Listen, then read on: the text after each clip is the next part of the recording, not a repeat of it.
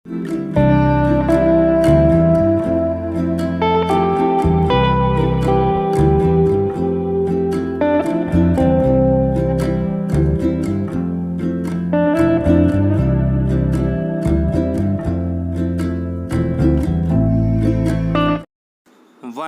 2 3 start.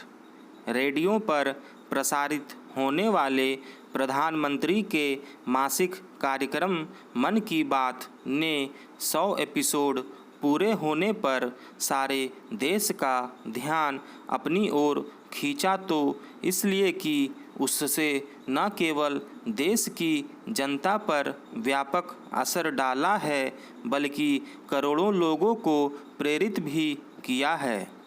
इस कार्यक्रम के माध्यम से प्रधानमंत्री ने संवाद की एक नई शैली को समृद्ध करने के साथ स्वयं को देश की जनता से जोड़ने का भी काम किया है।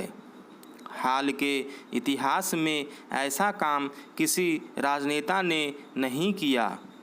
प्रधानमंत्री के इस कार्यक्रम ने रेडियो की शक्ति और पहुंच को रेखांकित करने के साथ ही उसकी महत्ता को भी स्थापित किया है। ऐसा काम एक समय महात्मा गांधी और सुभाष चंद्र बोस ने भी किया था, लेकिन उस समय रेडियो की पहुंच बहुत सीमित थी। मन की बात कार्यक्रम अक्टूबर 2014 से जारी है। इतना लंबा समय बीत जाने के बाद भी वह प्रासंगिक और जनता के आकर्षण का केंद्र बना हुआ है, तो इसी कारण क्योंकि प्रधानमंत्री ने अपने इस कार्यक्रम को राजनीति से दूर रखा है। उन्होंने इस कार्यक्रम के जरिए न केवल अपने मन की बात की, बल्कि देश की जनता के मन की भी थाह ली। इसके अतिरिक्त उन्होंने ऐसे अनगिनत लोगों से बात भी की जिन्होंने अपने कार्य और व्यवहार से कुछ कर दिखाया है और समाज को किसी न किसी रूप में प्रभावित किया है। इनमें से अधिकांश लोगों की पहचान और पहुंच केवल अपने क्षेत्र तक सीमित थी। कुछ तो बिल्कुल अनजान और गुमनाम से थे। प्रधानमंत्री ने उन्हें देश की जनता से परिचित कराकर न केवल उन्हें प्रेरणा प्रदान की, बल्कि उनके जैसे अन्य अनेक लोगों को उत्साहित किया। ऐसा करके उन्होंने सामाजिक बदलाव का एक बड़ा काम किया और इस धारणा को बल दिया कि देश को आगे ले जाने का काम आम जनता के सहयोग और समर्थन से ही संभव है। निसंदेह यह समझा जाना चाहिए कि समाज को बदलने और देश को आगे बढ़ाने का काम केवल सरकार के माध्यम से संभव नहीं है। यह तब संभव होगा जब जनता भी अपना योगदान देगी। यह देखना सुखद है कि प्रधानमंत्री ने ऐसे अनेक लोगों को पहचान प्रदान की जो निस्वार्थ भाव से समाज को बदलने का काम कर रहे हैं। इसकी भी अनदेखी नहीं की जा सकती कि उनकी ओर से खादी को अपनाने की प्रेरणा देने से किस तरह खादी के कपड़ों का चलन बढ़ा।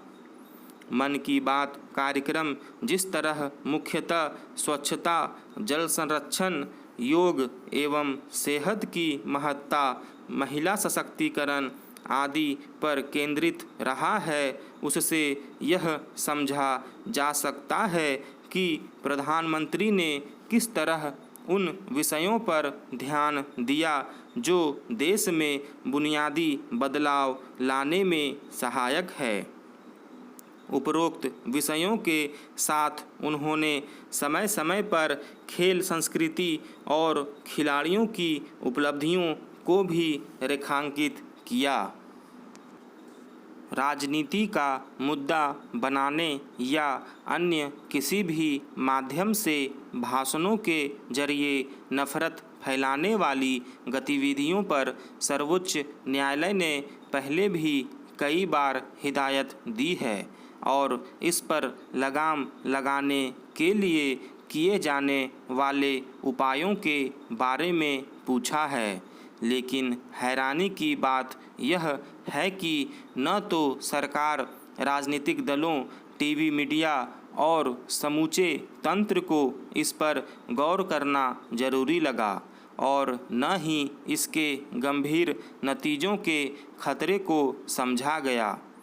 इस मसले पर एक तरह से गंभीर उदासीनता और उपेक्षा जैसे हालात के बाद अब सुप्रीम कोर्ट ने जो सख्त रुख अख्तियार किया है वह बिल्कुल स्वाभाविक है और एक तरह से इस समस्या का ठोस हल निकालने की हिदायत है। शीर्ष अदालत ने शुक्रवार को घृणा फैलाने वाले भाषण के मामलों में राज्यों और केंद्रशासित प्रदेशों को तत्काल कार्रवाई करने का निर्देश दिया। अदालत ने साफ कहा कि जब भी कोई नफरत फैलाने के मकसद से भाषण देता है तो बिना किसी शिकायत के स्वतः संज्ञान लेकर उस मामले में प्राथमिकी दर्ज किया जाए। अगर घृणा भाषण से जुड़े मामलों में प्राथमिकी दर्ज करने में देरी हुई तो उसे अदालत की अवमानना माना जाएगा। इस सख्त निर्देश से पहले सुप्रीम कोर्ट ने कई बार सरकारों, राजनीतिक पार्टियों और इसे बढ़ावा देने वाले टीवी चैनलों को चेताया था कि इस प्रवृत्ति पर रोक लगाने के लिए हर संभव कदम उठाए जाएं। इसी क्रम में अदालत ने पिछले साल अक्टूबर में दिल्ली, उत्तर प्रदेश और उत्तराखंड की सरकारों को सख्त कार्रवाई करने का निर्देश दिया था। लेकिन जैसा कि जाहिर है यह केवल कुछ राज्यों तक सीमित समस्या नहीं रह गई है। शायद यही वजह है कि अब सुप्रीम कोर्ट ने अपने पुराने आदेश का दायरा बढ़ाते हुए देश के सभी राज्यों और केंद्रशासित प्रदेशों को ये निर्देश दिए हैं कि घृणा भाषणों के प्रति किसी भी स्तर पर नरमी न बरती जाए। अदालत ने कहा कि ऐसे मामलों में कार्रवाई करते हुए इस बात की परवाह करने की ज़रूरत नहीं है कि नफरत फैलाने वाले भाषण देने वाले का धर्म क्या है। कई बार जब इस तरह के मामले सामने आते हैं तो उसमें कई बार धार्मिक पहचान का मामला कार्रवाई को प्रभावित करने लगता है। इसलिए अदालत की इस चिंता को समझा जा सकता है कि हर धर्म के नाम पर कहां पहुंच गए हैं। यह बेहद दुखद है। दरअसल कभी इक्का दुक्का उदाहरणों में सिमटे रहने वाली यह समस्या पिछले कुछ समय से कई स्तर पर चुनौतियां खड़ी कर रही है।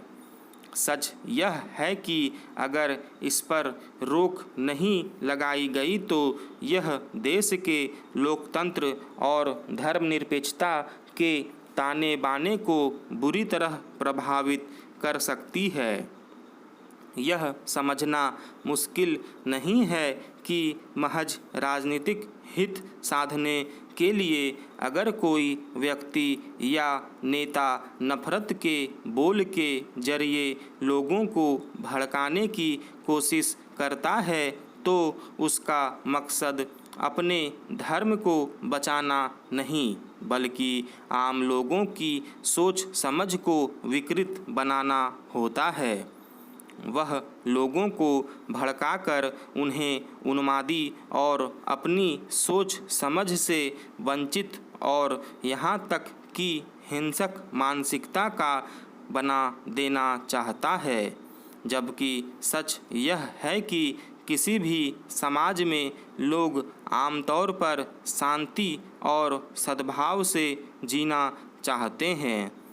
सवाल है कि घृणा भाषणों के जरिए किस तरह देश या धर्म बचाने का दावा किया जाता है। अगर यह समय रहते नहीं समझा गया तो हर समुदाय और सबको इसका व्यापक नुकसान झेलना पड़ सकता है। इसलिए इस मसले पर सुप्रीम कोर्ट ने जो सख्ती दिखाई है वह वक्त की ज़रूरत है और देश के लोकतंत्र और धर्मनिरपेक्षता के ढांचे को बचाने की सलाह है। स्टॉप।